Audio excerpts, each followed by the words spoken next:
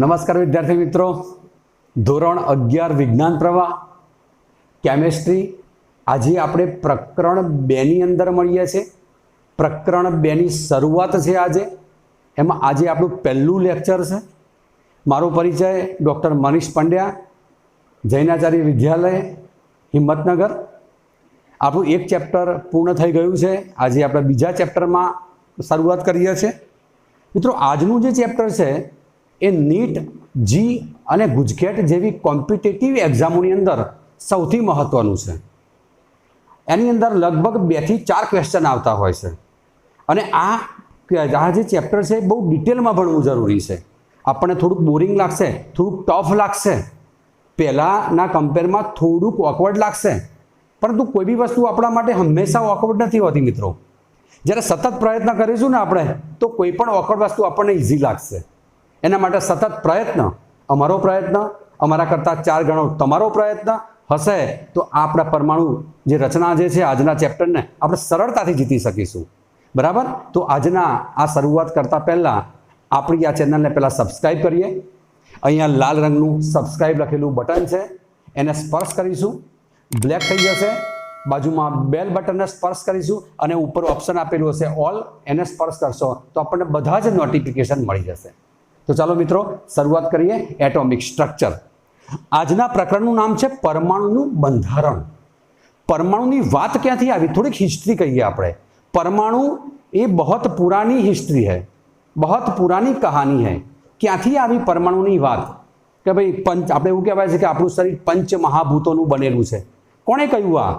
બધા જૂના આપણા ભારતીય વૈજ્ઞાનિકો, તત્વજ્ઞાનીઓ, મહાઋષિઓ, કન્નડ જેવા મહાઋષિઓ એમ કહ્યું કે આપણું જે શરીર છે પંચ મહાભૂતોનું બનેલું છે, પંચ તત્વોનું બનેલું છે। પંચ તત્વો કહેવાય એને। આપણે એવું કહેવાય છે કે આપણું શરીર જ્યારે નાશ પામે છે ત્યારે પાછા પંચ મહાભૂતોમાં મળી જાય છે, એ 5 તત્વોમાં મળી જાય છે। એવા કયા તત્વો છે? વાયુ છે, આકાશ છે, પૃથ્વી છે, પાણી છે, બરાબર? આ 5 વસ્તુઓ જે છે, પૃથ્વી છે, વાયુ છે, અગ્નિ છે, આકાશ, બરાબર, પાણી છે, હવે 5 તત્વો છે। એ વાત કોણે કરી? આપણા તત્વજ્ઞાનીઓએ વાત કરી અને ત્યાંથી આ પરમાણુની શરૂઆત થઈ મિત્રો। પરમાણુનો ગ્રીક અક્ષર જે છે એટમ, એટોમિક સ્ટ્રક્ચર ઉપર નામ આવ્યું એનું। આ લખ્યું છે મેં એટમ, આનું નામ છે એટોમિક સ્ટ્રક્ચર। અહીંયા લખ્યું છે મેં એટોમિક સ્ટ્રક્ચર। તો પહેલી બાબત આવે, એટમ એટલે શું? તો એ ગ્રીક શબ્દ છે એટોમિયા, એટોમિયા, કે જેનું વિભાજન ન થાય, જેનું વિભાજન ન થાય, જેને કાપી પણ ન શકાય, જેને તોડી પણ ન શકાય, જેનું વિભાજન પણ ન થાય, એને કહેવાય એટમ, એટોમિયા। અને એના ઉપરથી નામ આવ્યું છે એટોમિક શબ્દ આવેલો છે મિત્રો। સૌપ્રથમ પરમાણુની વાત જ્હોન ડાલ્ટન નામના વૈજ્ઞાનિકે 1803 ની અંદર કરી। લગભગ 250-217 વર્ષ પહેલાની વાત છે કે એ વખતે જ્હોન ડાલ્ટને એનો સિદ્ધાંત આપ્યો કે જે આપણે 9મા 10મામાં ભણેલા છે। કયો સિદ્ધાંત આપ્યો આપણને ખબર છે કે ભાઈ દ્રવ્ય એ પરમાણુઓનું બનેલું છે, પરમાણુ એ અવિભાજ્ય છે, એટલે કે પરમાણુ જે છે અંતિમ કણ છે, એનું વિભાજન ના થઈ શકે।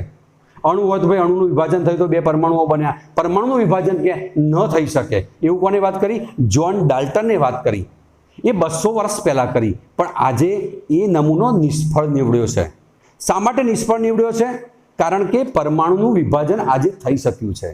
પરમાણુમાંથી એના અપરમાણવીય કણો, એને સબ એટોમિક પાર્ટિકલ્સ કહેવામાં આવે છે। કયા કયા અપરમાણવીય કણો? કે જે અત્યારે હાલ ન્યુટ્રોન, પહેલાં તો ઇલેક્ટ્રોન, આ ઇલેક્ટ્રોન, પછી આ પ્રોટોન, પછી આ ન્યુટ્રોન શોધાઈ ગયા। અત્યારે આ પહેલાં વાત હતી 1819ની બાબત, પછી 1900 પછી કોની વાત આવી? ઇલેક્ટ્રોન, પ્રોટોન, ન્યુટ્રોન, આ બધા જે છે એને અપરમાણવીય કણો કહેવામાં આવે છે, સબ એટોમિક પાર્ટિકલ્સ। એની શોધ થઈ, બધા એક સાથે નથી શોધાયા, ક્રમશઃ શોધાયા। પહેલાં ઇલેક્ટ્રોન શોધાયો, પછી પ્રોટોન શોધાયો, પછી ન્યુટ્રોન શોધાયો।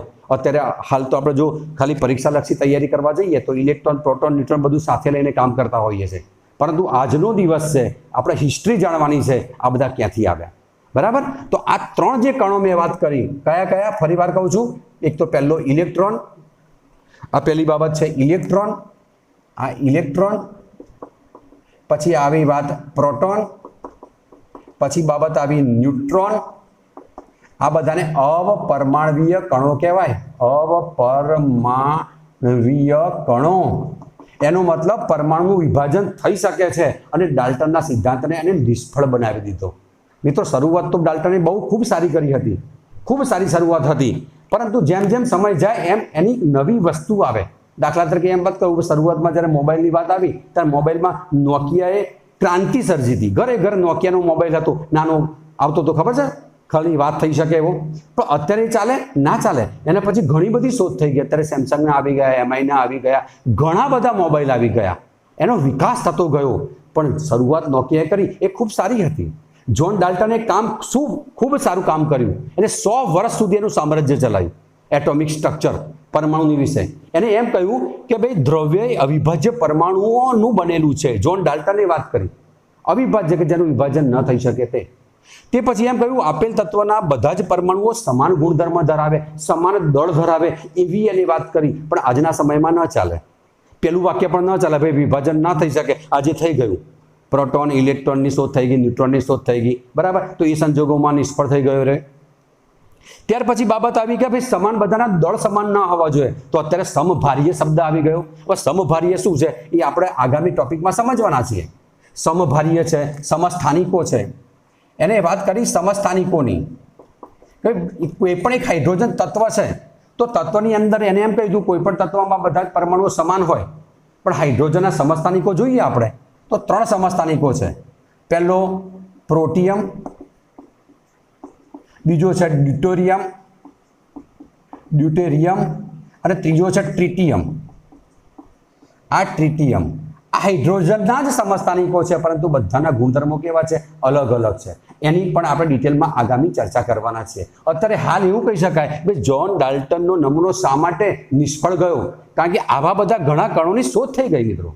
એને કહ્યું પહેલાં કહ્યું કે ભાઈ બધા કોઈ પણ તત્વના પરમાણુનું દળ સમાન હોય, પણ આજે કેટલાક એવા નીકળ્યા છે કે એનું દળ જુદું જુદું છે, બરાબર છે। તો આ બધી બાબતના અનુલક્ષીને કોને વાત કરી, ભાઈ આ જ્હોન ડાલ્ટનનો નમૂનો કેવો થઈ ગયો, નિષ્ફળ થઈ ગયો કે ભાઈ જ્હોન ડાલ્ટન હવે ના ચાલે। 100 વર્ષ સુધી એનું કામ સરસ કર્યું, એને એક સારી બાબત કરી, ભાઈ કોઈ પણ 2 પરમાણુઓ જોડાય ત્યારે સંયોજન બને, અણુ બને, એ આજે પણ એમનું એમ છે। તો અમુક બાબતો આજે પણ એને સ્વીકારાયેલી છે, પણ અમુક બાબતોમાં ઇમ્પ્રુવમેન્ટ્સ થઈ ગયું છે। તો આપણે હવે શરૂઆત કરીએ છીએ ઇલેક્ટ્રોનની। ભાઈ ઇલેક્ટ્રોનની શોધ કેવી રીતે થઈ, તો ઇલેક્ટ્રોનની શોધ માટે હવે પ્રશ્ન પૂછાઈ શકે, ભાઈ ઇલેક્ટ્રોનની શોધ કેવી રીતે થઈ, એના માટે ડિસ્કવરી ઓફ ઇલેક્ટ્રોનની ચર્ચા કરીએ છીએ આપણે। પ્રશ્ન પણ આવી શકે ભાઈ ઇલેક્ટ્રોનની શોધ, બરાબર છે।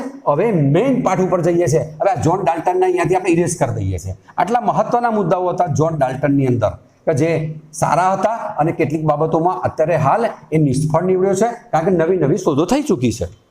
તો આજે આપણે શરૂઆત કરીએ છીએ ઇલેક્ટ્રોનની શોધ। તો સૌપ્રથમ વાત કરીએ મિત્રો આપણે ઇલેક્ટ્રોનની શોધ કરી, વાસ્તવમાં નામ છે જે થોમ્સન। કોઈ પણ શોધ થાય ને ત્યારે એના ફાઉન્ડરમાં એક વ્યક્તિ ના હોય, ઘણા બધા નામ હોય, પણ કેટલાક નામ આવતા પણ ન હોય। બીજું નામ એની અગત્યનું છે, ફેરેડે નામના વૈજ્ઞાનિકે પણ વાત કરી। આપણે ફેરેડેના નિયમો પણ આવશે 12માની અંદર, એ આપણે એ વખતે ચર્ચા કરીશું આપણે, બરાબર। વિદ્યુત વિભાજનમાં ફેરેડેના નિયમો આના માટે જવાબદાર છે મેઇન, ઇલેક્ટ્રોનની શોધ માટે એક થોમ્સન પણ જવાબદાર મેઇન, અને બીજો કોણ હતો, ફેરેડે નામના વૈજ્ઞાનિકે પણ ઇલેક્ટ્રોનની શોધમાં એક બહુ મહત્વનો ફાળો આપેલો છે। હવે વાત આવે છે ઇલેક્ટ્રોનની શોધ। જ્યારે જે તે સમયે હવે 1900 પછીની સાલમાં આવી ગયા, આપણે 1803 પછી હવે 1900 અને 2000ની વચ્ચે, 1900 થી 2000 વચ્ચે જ્યારે શરૂઆત હતી 1900ની, ત્યારે બધા વૈજ્ઞાનિકો જુદા જુદા પ્રયોગો કરતા હતા કે ભાઈ પરમાણુની અંદર હવે શું હોવું જોઈએ, કયા કયા અવપરમાણવીય કણો હશે, એની શોધ કરતા હતા। અને એ વખતે વિદ્યુત વિભાર નળી એક કોમન એનું ઇન્સ્ટ્રુમેન્ટ હતું, વિદ્યુત વિભાર નળી, કે એને આ નળી અહીંયા બતાવેલી છે મેં, વિદ્યુત વિભાર નળી એક કાચની નળી છે મિત્રો। આ ઇલેક્ટ્રોનની શોધ કરવા માટે એને આ નળીનો ઉપયોગ કર્યો હતો। તો આ એક કાચની નળી છે, પહેલાં સમજી લઈએ। આ કાચની એક નળી છે, ટ્યુબ છે, બરાબર। આને કહેવામાં આવે છે વિદ્યુત વિભાર નળી, કારણ કે એની અંદર વિદ્યુત પ્રવાહ પસાર કરવાનો છે આપણે। તો એના 2 છેડા છે, એક છેડા ઉપર અહીં એક ધાતુની તકતી લગાવેલી છે। શબ્દો બરાબર સમજો મારા। એક મેટલ લીધો છે, એને કેથોડ તરીકે નામ આપ્યું છે, એનો અહીંયા ચાર્જ આપે છે માઇનસ। આ કેથોડની તકતી છે। અને અહીંયા એક બીજી મેટલ લીધી છે, એને આ પોઝિટિવ છે, એને એનોડ કહીએ છીએ. આને કેથોડ કહેવાય, આને શું કહેવાય? એનોડ કહેવાય.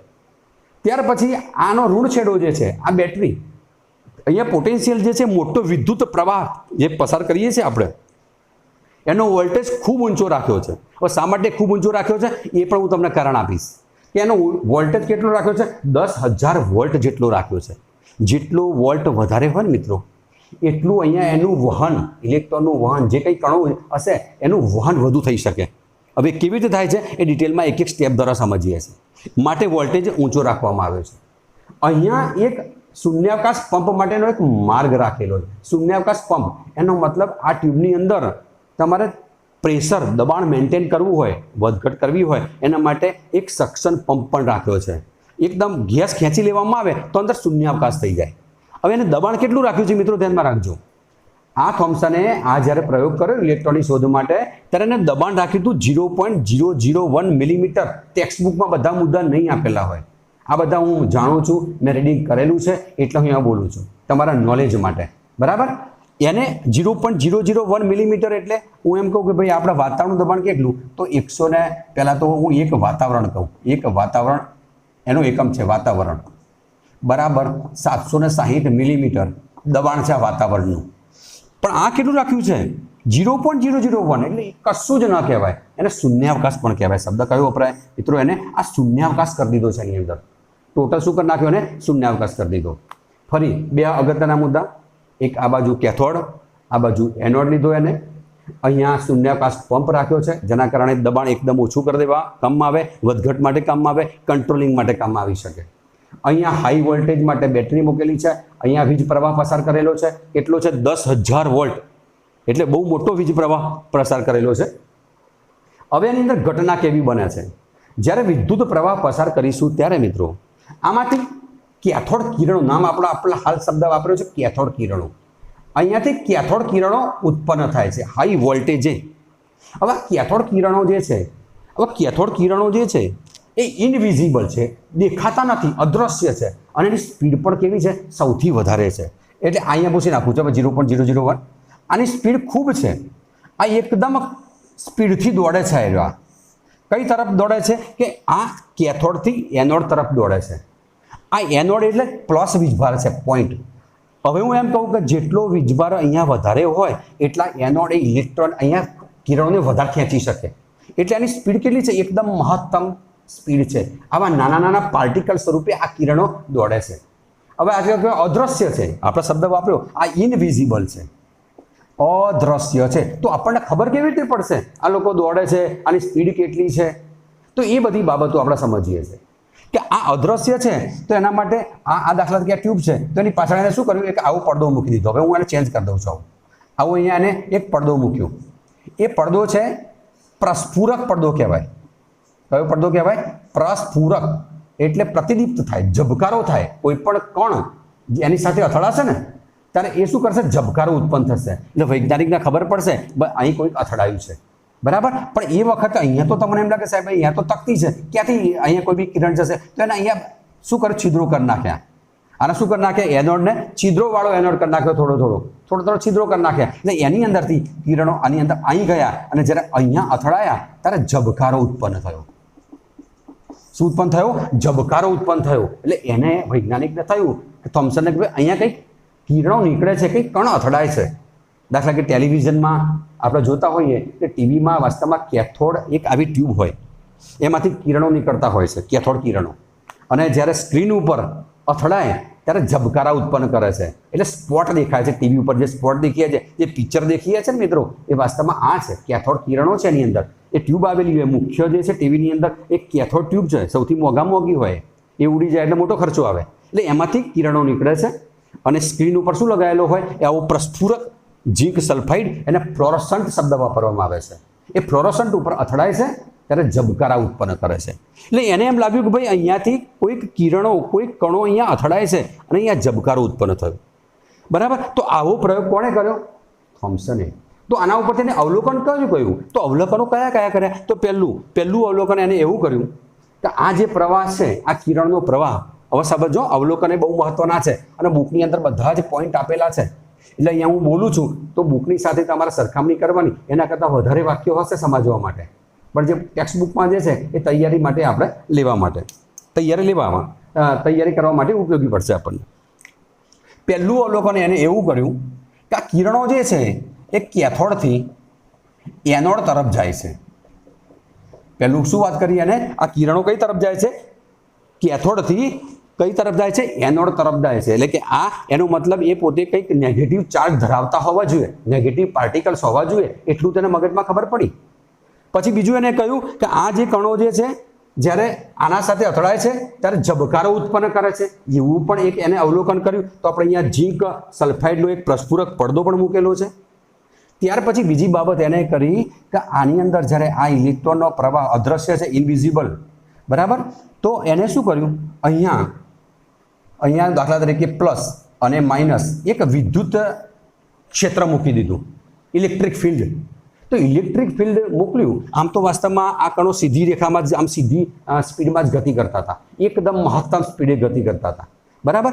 પણ જ્યારે એને ઇલેક્ટ્રિક ફિલ્ડમાં વિદ્યુત ક્ષેત્રમાં મૂકવામાં આવ્યા ત્યારે આ કિરણો થોડાક આ તરફ ડેવિએશન પામ્યા, વિચલન પામ્યા. જોજો સમજો કઈ તરફ વિચલન પામ્યા? એ લોકો પ્લસ તરફ વિચલન પામ્યા, ધન વીજભાર તરફ વિચલન પામ્યા. એટલે એને એવું થયું કે ભાઈ આ ધન તરફ આકર્ષાય છે એટલે એ ઋણ ભારિત હોવા જોઈએ. તો ખ્યાલ આવ્યો? એને લખ્યું છે ભાઈ વિદ્યુત ક્ષેત્ર મૂકવામાં આવ્યું, એને લંબ ક્ષેત્રમાં આ પરપેન્ડિક્યુલર કહેવાય, આ લંબ રૂપે. ત્યારે આ બધા કિરણો કઈ તરફ? અહીં તરફ, આ એના પોઝિટિવ ચાર્જ તરફ જવા લાગ્યા. એનો મતલબ એ નેગેટિવ ચાર્જ ધરાવે છે. બીજી બાબત કરી ચુંબકીય ક્ષેત્રની. તો ચુંબકીય ક્ષેત્રો એક નોર્થ હોય અને એક સાઉથ પોલ હોય. ચુંબકીય ક્ષેત્ર લગાવ્યું તો પણ એ તરફ, એ ધન તરફ, આ નેગેટિવ જે છે એ ધન તરફ જવા લાગ્યા. એટલે આ ચુંબકીય ક્ષેત્ર પર પણ એ વિરુદ્ધ દિશામાં એ પોતે જવા લાગ્યા. એનો મતલબ એ પોતે આ કણો જે છે, કેથોડ કિરણો જે છે એ કેવા છે? ઋણ ભાર ધરાવે છે. એક માહિતી બરાબર સમજજો. પછી બીજી બાબત એણે કરી, આ બધા પોઈન્ટ્સ લખતો નથી પણ જરા સમજી લેજો.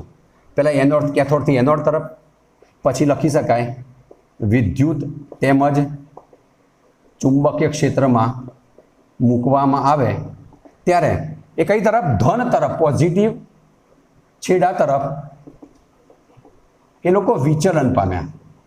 કઈ તરફ? એ પોઝિટિવ તરફ વિચલન પામ્યા. એનો મતલબ પોતે ઋણભાર ધરાવે છે. પછી એમ કહે છે ત્રીજો મુદ્દો, સીધી રેખામાં ગતિ કરે છે, સીધી લીટીમાં. એ ક્યારે સીધી લીટીમાં ક્યારે ગતિ કરે? કોઈ ચુંબકીય ક્ષેત્ર ન હોય, કોઈ વિદ્યુત ક્ષેત્ર ન હોય ત્યારે જ સીધી રેખામાં ગતિ કરે. પરંતુ આવા જો ચુંબકીય ક્ષેત્ર લગાવીશું તો પોતે શું કરશે? વિચલન પામશે. એટલે ગેરહાજરીમાં સીધી રેખામાં એ ગતિ કરે છે. એને કહે છે સ્પીડ મહત્તમ હોય છે. સ્પીડ મહત્તમ હોય, કોઈ પણ વીજભારિત કણ જ્યારે ગતિમાં હોય ને ત્યારે ગતિશક્તિ ઉત્પન્ન કરે. ફિઝિક્સ ભણીએ છીએ આપણે 1/2 mv². તો એ પણ સાબિત કર્યું કે આ લોકો ગતિશક્તિ ધરાવે છે. કેટલી? કે E બરાબર kinetic energy is equal to 1/2 mv². કેવી રીતે આવ્યું એને? એ પણ હવે એ પ્રયોગ આપણે બુકમાં એને શબ્દ નથી આપ્યો, પણ હું તમને સમજાવું છું કે દાખલા તરીકે આ કિરણોથી સ્પીડ હતી, એને નાના વ્હીલ્સ, આ નાના વ્હીલ્સ એકદમ લાઇટ, એકદમ હલકા નાના વ્હીલ્સ મૂક્યા ને તો વ્હીલ એ ફરવા મળ્યા. વ્હીલ એટલે પૈડા, એ ફરવા મળ્યા. તો એનો મતલબ કે આ કણો ગતિ ધરાવે છે. એટલે કે એ ગતિશક્તિ કેટલી બનાવે છે? ગતિશક્તિ ઇઝ ઇક્વલ ટુ કે E બરાબર આપણે જાણીએ છીએ 1/2 mv². આ મિત્રો હિસ્ટ્રી છે, પછી આપણે એના અભ્યાસ આગળ કરવાના છે, પછી આપણે સીધા પ્રશ્નો સોલ્વ કરીશું. પણ આ હિસ્ટ્રી કેવી રીતે આવી એ સમજવી બહુ જરૂરી છે.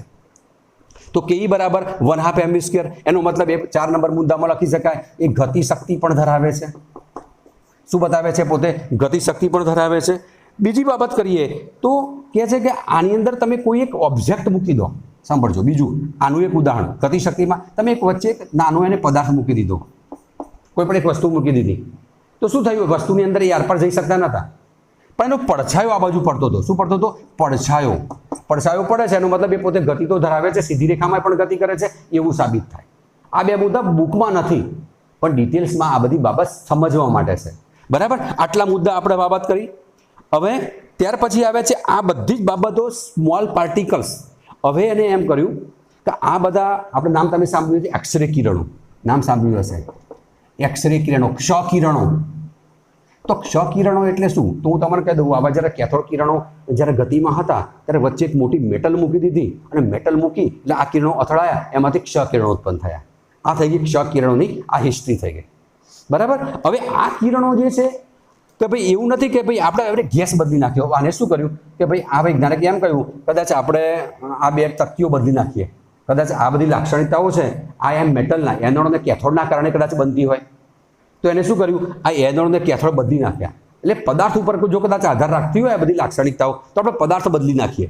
તો ને પદાર્થો બદલી નાખ્યા, પદાર્થો બદલ્યા છતાં આપણે આની આ જ વસ્તુ બતાવી, કેથોડથી એનોડ તરફ વિદ્યુત અને ચુંબકીય ક્ષેત્રમાં વિચલન થયું, સીધી રેખામાં ગતિ કરે છે, ગતિશક્તિ ધરાવે છે, બધી જ ઘટનાઓ બતાવી.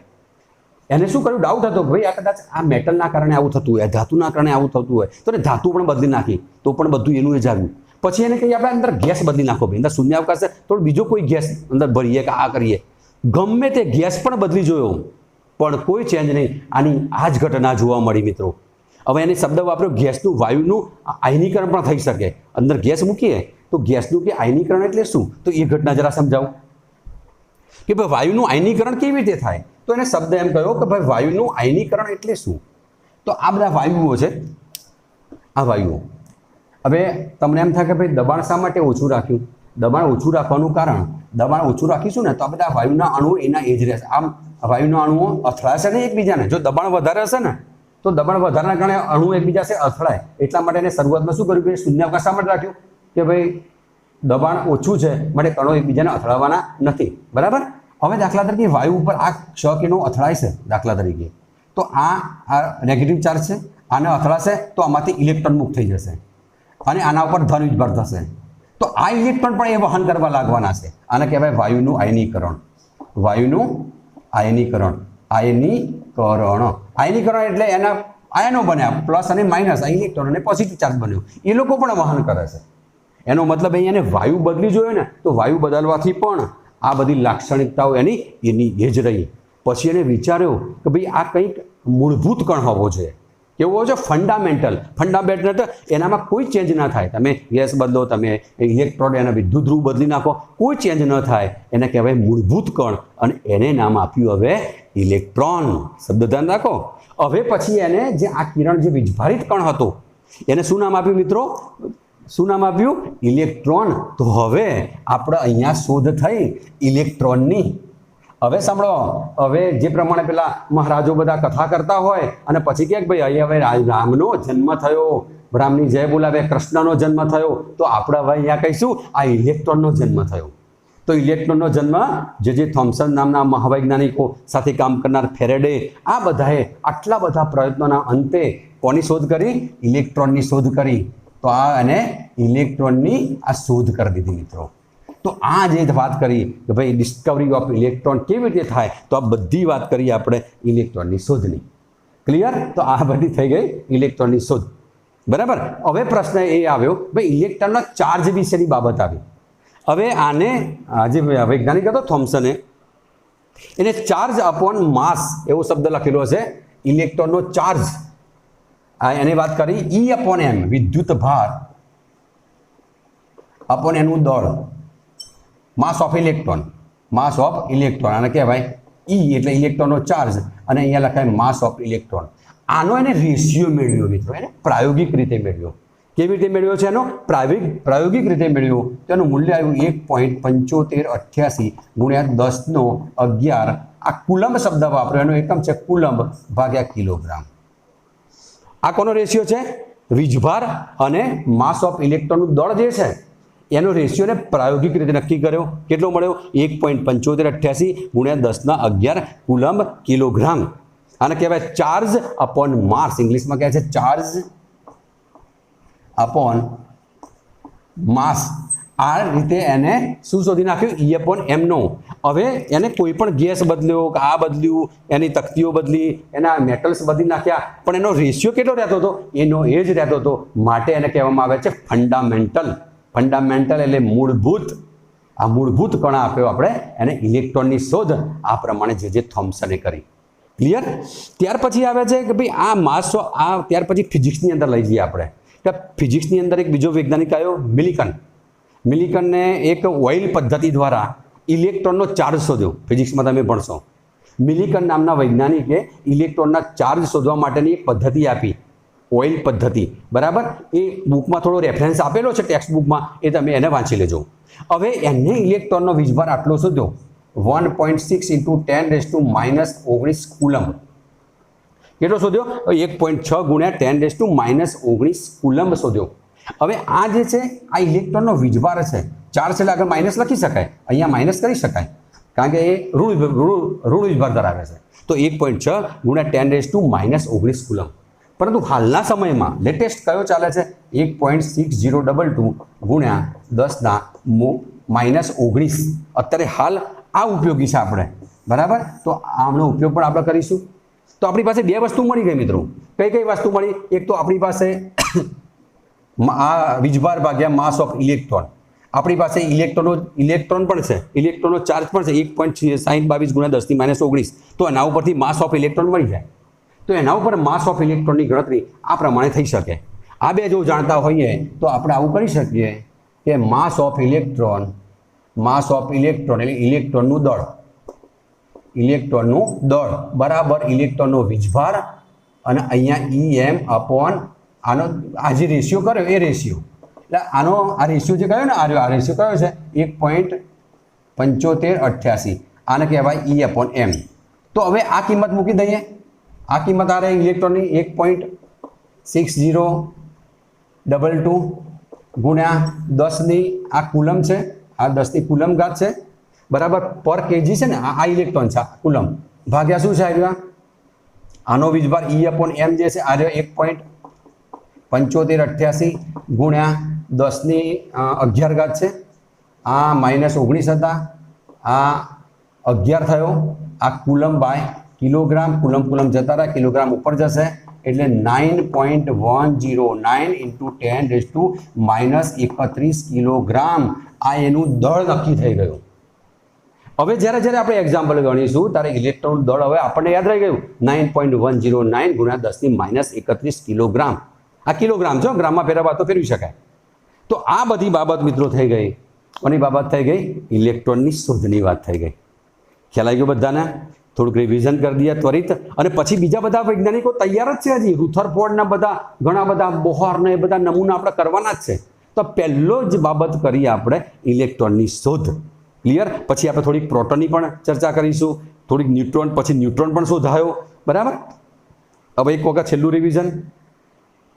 પહેલું વાત કરી, કોને વાત કરી? જ્હોન ડાલ્ટને. એનો નમૂનો ફેલ થઈ ગયો. કારણો આપણે આપી દીધા. શા માટે ફેલ થઈ ગયો? કારણ કે હવે પરમાણુનું વિભાજન થઈ શકે છે, મૂળભૂત કણો આવી ગયા, ઇલેક્ટ્રોન, પ્રોટોન, ન્યુટ્રોન. એમાંનાની આજે આપણે ઇલેક્ટ્રોનની શોધની વાત કરી. ઇલેક્ટ્રોનની શોધ માટે તમારે એક વીજભાર નળી લેવાની, એક બાજુ શું લેવાનું? ધાતુની તકતીઓ લેવાની, એક કેથોડ તરીકે, એક એનોડ તરીકે. એનો વોલ્ટેજ હાઈ વોલ્ટેજ રાખવાનો. શા માટે હાઈ વોલ્ટેજ રાખીશું મિત્રો? કે એનું વહન થઈ શકે આ બાજુ પ્રવાહનું, એટલા માટે. અંદર શૂન્યાવકાશ લઈ લીધો 0.001 × 10 એટલે કે 10⁻³ મિલીમીટર જેટલો. દબાણ ઓછું છે એટલે કણો એકબીજા સાથે અથડાતા નથી. પ્રવાહ સીધી રેખામાં ગતિ પણ કરે છે. કઈ એને લાક્ષણિકતાઓ કઈ, એના અનુમાનો એને અવલોકનો કયા કર્યા કે ભાઈ આ પ્રવાહ ઇલેક્ટ્રોનથી કેથોડથી એનોડ તરફ જાય છે. આની વિદ્યુત અને ચુંબકીય ક્ષેત્રમાં ગેરહાજરીમાં એ લોકો સીધી રેખામાં ગતિ કરે છે, બરાબર. પરંતુ જ્યારે વિદ્યુત ક્ષેત્ર મૂકીએ તો એનું વિચલન થાય છે, ચુંબકીય ક્ષેત્ર મૂકીએ ત્યારે વિચલન થાય છે. એ લોકો ગતિશક્તિ ધરાવે છે, એ લોકો ઇનવિઝિબલ છે, અદ્રશ્ય છે, દેખી શકાતા નથી. એના માટે એને પડદો મૂક્યો ઝિંક સલ્ફાઇડનો. આ બધી બાબતો કરો એટલે ઇલેક્ટ્રોનની શોધનો પ્રશ્ન તમને આવડી જાય, બરાબર. પછી એને આ તકતીઓ બદલી, કોઈ ફેર ના પડ્યો. એને ગેસ બદલ્યો તો પણ એની અવલોકનો એના એ જ રહ્યા. એના રેશિયોમાં પણ કોઈ ફેરફાર ના પડ્યો. માટે એને શું નામ આપી દીધું? એને મૂળભૂત કણ નામ આપી દીધું. કોઈ પણ વસ્તુ મિત્રો જ્યારે તૈયાર કરવી હોય તમે એને 2 વાર વાંચો. કેટલાક વિદ્યાર્થીઓની કોમેન્ટ આવે છે કે સાહેબ તમે એવો વિડીયો બનાવો કે મને થોડું ઇન્સ્પિરેશન મળે કે આ બધા પ્રશ્નો અમારાથી તૈયાર થઈ જાય. મિત્રો કોઈ પણ વસ્તુ, ટોપિક કોઈ પણ નવો લેવો હોય તો મારે વાંચવું પડે. હું એક વખત વાંચું, 2 વખત વાંચું, ત્રીજી વખત એક વખત જાતે લખવા પ્રયત્ન કરું તો ચોથી વખત તમારી સામે મોઢે પણ આ પ્રમાણે બોલી શકું છું. એના પ્રમાણે શું કરવું પડે? એના માટે સતત પ્રયત્ન કરવો પડે. અત્યારે એક વખત આપણે બુક લઈને બેઠા પરમાણુ બંધારણની, ઓહો સાહેબ આ તો આપણને આવડતું નથી. એટલે કેમનું આવડે? તું પહેલાં એને રીડિંગ કર, એને સમજવા પ્રયત્ન કર. 1-2 આવા વિડીયો તું જો, તો એક વખત જાતે લખવા પ્રયત્ન કર તો અવશ્ય આવડી જશે આપણને. ખ્યાલ આવે છે મિત્રો? તો કોઈ પણ વસ્તુ ઇમ્પોસિબલ નથી. Everything is possible. બધી જ વસ્તુ પોસિબલ છે. એના માટે શું કરવું પડે? આ જે પરસેવો છે એવો પરિશ્રમ કરવો પડે, અને પરિશ્રમ કરીશું તો જ આપણને સફળતા મળવાની છે. તો મિત્રો, આજના લેક્ચરને આપણે અહીંયા વિરામ આપીએ છીએ, અને આવતીકાલે પાછા જઈશું આપણે રુથરફોર્ડ ઉપર. બરાબર છે મિત્રો? વિડીયો ગમે તો લાઈક કરીશું, કોમેન્ટ કરીશું, અને વધુમાં વધુ વિદ્યાર્થીઓને આપણે શેર કરવું એવી મારી નમ્ર વિનંતી છે. Okay, by.